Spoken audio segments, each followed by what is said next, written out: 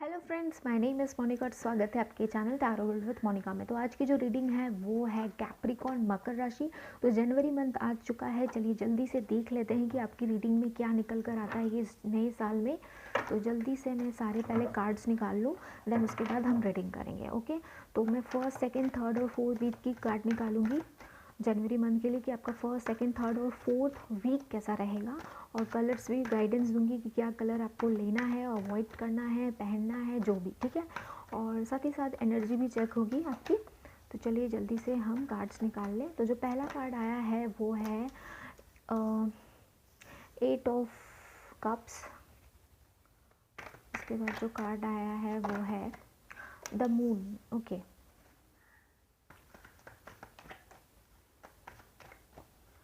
उसके बाद जो कार्ड आया है वो है जजमेंट नंबर 20।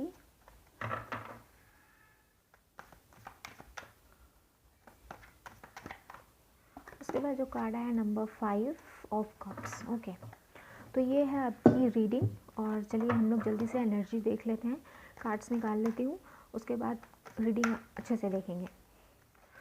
तो जो कार्ड आया है, एनर्जी आपकी आई है मकर राशि, वो है द वर्ल्ड।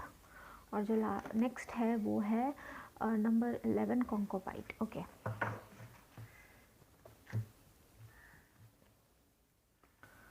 ओके, तो ये है फर्स्ट, सेकंड, थर्ड और फोर्थ वीक आपकी कैप्रिकॉर्न मकर राशि।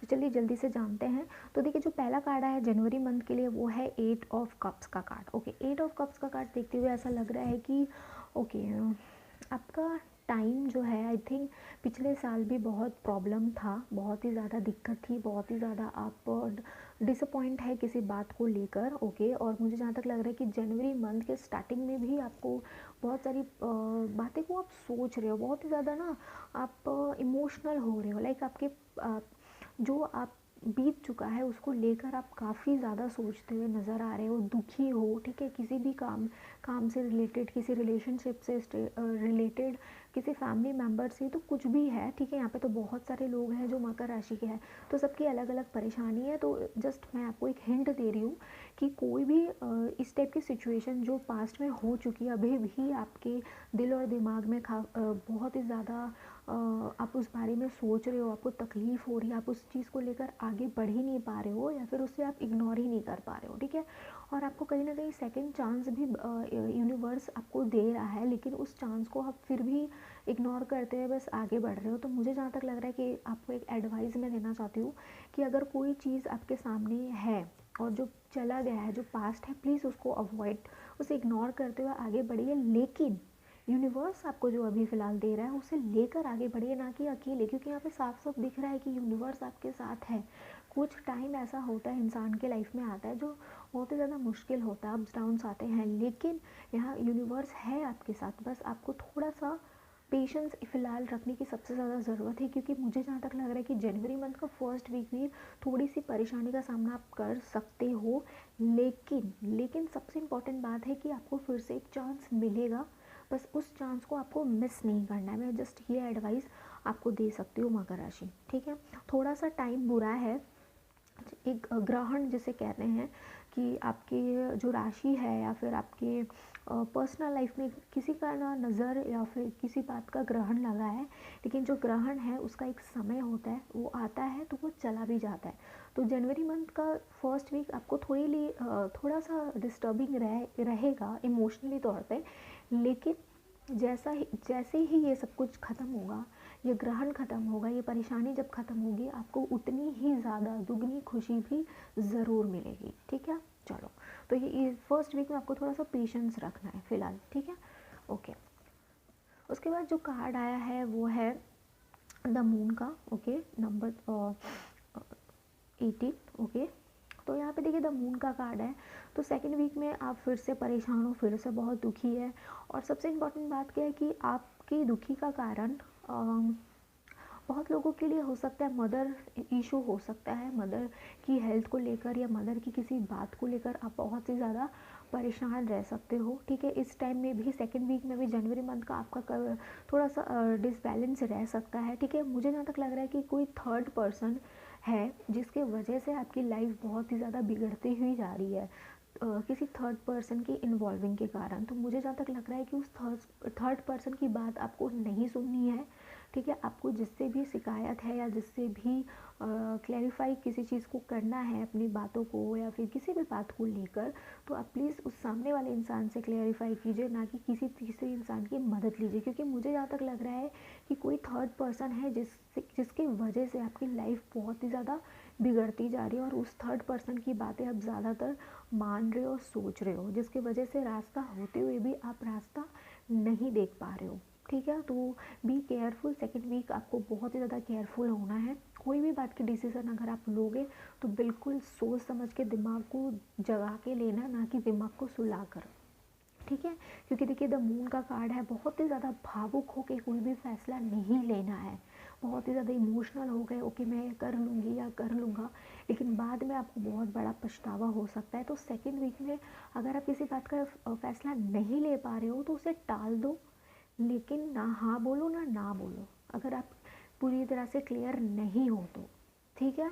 चलो, क्योंकि आपका फर्स्ट और सेकंड वीक आप देख सकते हो दोनों ही डिप्रेशन में है, तो जितना हो सके आपको केयरफुल होना है, ठीक है।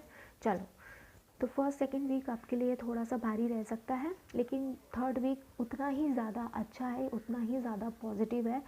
मेजर अरकाना का कार्ड है जो है नंबर 20, जजमेंट का कार्ड, ओके।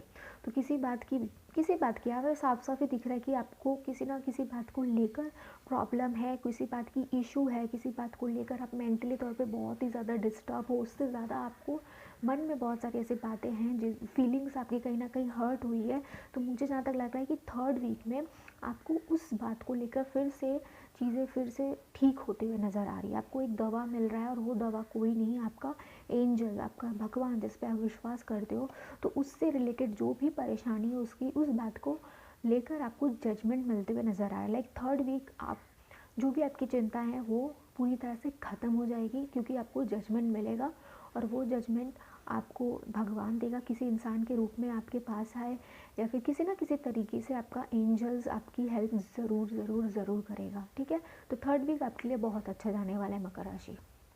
उसके बाद जो कार्ड आया है वो है 5 ऑफ कप्स का कार्ड, ओके। 5 ऑफ कप्स का कार्ड फोर्थ वीक में मुझे जहाँ तक फिर से ऐसा लग रहा है कि फिर से आप बहुत ही गंभीर होते हुए नज़र आ रहे हो, बहुत ही ज़्यादा सोचते हुए किसी बात को लेकर नज़र आ रहे हो, ठीक है। फिर से पुरानी यादों में आप चले जाओगे। आई थिंक बहुत लोगों की मकर राशि की ये प्रॉब्लम है कि पुरानी बातों को लेकर आप ज़्यादा सोचते हो। तो फिलहाल फोर्थ वीक में फिर से आपको पुरानी बातें, ये जो बीत गई है उसे नहीं सोचना है, बल्कि आगे बढ़ना है, क्योंकि क्योंकि आपका एंजल्स है ना, आपका एंजल्स बहुत ही ज़्यादा आपको प्यार करता है, और आपको अपॉर्चुनिटी भी देना चाहता है। फर्स्ट वीक में भी उन्होंने दिया है, लेकिन आप इग्नोर करते आगे बढ़ रहे हो। लेकिन फिर से जब आप फिर हार रहे हो, तो फोर्थ वीक में भी आपको आपका एंजल्स सहायता दे रहा है, ठीक है।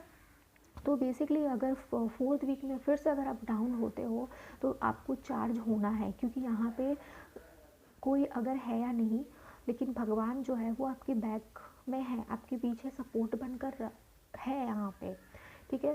तो मकर राशि, ज़्यादा थिंकिंग नहीं करना है, ज़्यादा सोचना नहीं है। आपके लिए मैं एक अच्छा सा एडवाइस दे रही हूँ कि जो है जैसा है उसी तरह से आगे बढ़िए, ठीक है। अपने भगवान पे ट्रस्ट कीजिए। सिचुएशन हो सकती है थोड़ी सी अप डाउन्स हो, लेकिन आगे जाके सब कुछ अच्छा होने वाला है, ठीक है। चलो, तो ये थी रीडिंग आपके लिए। अब हम लोग कार्ड्स देख लेते हैं कि आपके लिए कौन सा कलर सूटेबल रहेगा किस दिन। तो फर्स्ट और सेकंड वीक में मैं तो यही कहूँगी कि आप जितना ग्रीन कलर यूज़ करोगे और येलो कलर यूज़ करोगे अच्छा रहेगा, ओके। थर्ड वीक में आपको वाइट कलर और ऑरेंज कलर का यूज़ ज़्यादा करना है। पिंक कलर भी आप यूज़ कर सकते हो। अगर आप वाइट और पिंक, ऑरेंज अगर नहीं भी कर पाए तो वाइट और पिंक कलर जो होता है, लाइट पिंक, अगर वो कलर आप यूज़ करोगे तो आपके लिए सही रहेगा, ओके। फोर्थ वीक में आपको ओके ग्रे कलर अवॉइड करना है, ब्लैक एंड ग्रे, क्योंकि हो सकता है कि आप ज़्यादा ही डार्कनेस की तरफ चले जाओ, जो कि आपके लिए सही नहीं है। इसलिए आप ब्लैक और ग्रे कलर का अवॉइड करना है, बाकी आप कोई भी कलर यूज़ कर सकते हो, ठीक है। चलो, अब हम एनर्जी चेक कर लेते हैं। तो जो पहला कार्ड आया है वो है नंबर 29, द वर्ल्ड, ओके। तो देखिए यहाँ पे द वर्ल्ड है, तो यहाँ पे कहीं ना कहीं आपकी एनर्जी, आप ये चीज़ समझ रहे हो कि एक समय अच्छा होता है और एक समय बुरा होता है, लेकिन मेरी लाइफ बुरी नहीं है। तो ये आपकी एनर्जी, और आप ये चीज़ सोच भी रहे हो, जो कि बहुत ही ज़्यादा पॉजिटिव है। लेकिन उससे ज़्यादा प्रॉब्लम ये है कि आप बहुत ही ज़्यादा जल्दी डिप्रेशन में आ जा रहे हो।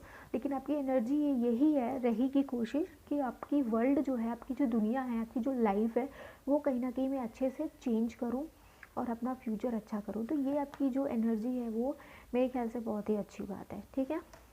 चलो देन उसके बाद जो नेक्स्ट कार्ड है नंबर 11 का कॉन्को पाइप। देखिए यहाँ पे आपकी एनर्जी बहुत ही ज़्यादा पॉजिटिव है, जिसकी वजह से आपको जजमेंट मिलेगा। बस थोड़ी सी सोच थोड़ी डिप्रेशन वाली हो जाती है, ठीक है। लेकिन आपकी एनर्जी बहुत ही ज़्यादा ये है ट्रूथफुल होने की, कि कुछ भी हो जाए मैं बस आगे बढ़ूँगा, कर्मा करूँगा। बेसिकली है कर्मा, आप बहुत ही मानते हो अपने कर्मा पे। आपका यही सोच है कि मैं कर्मा करूँगा, सिचुएशन जो भी है वो मेरे कर्म का ही कोई फल है, और अच्छी बातें होगी तो उसका भी फल मिलेगा। तो इस बात को लेकर आपकी एनर्जी ज़्यादा ऑन है, ओके।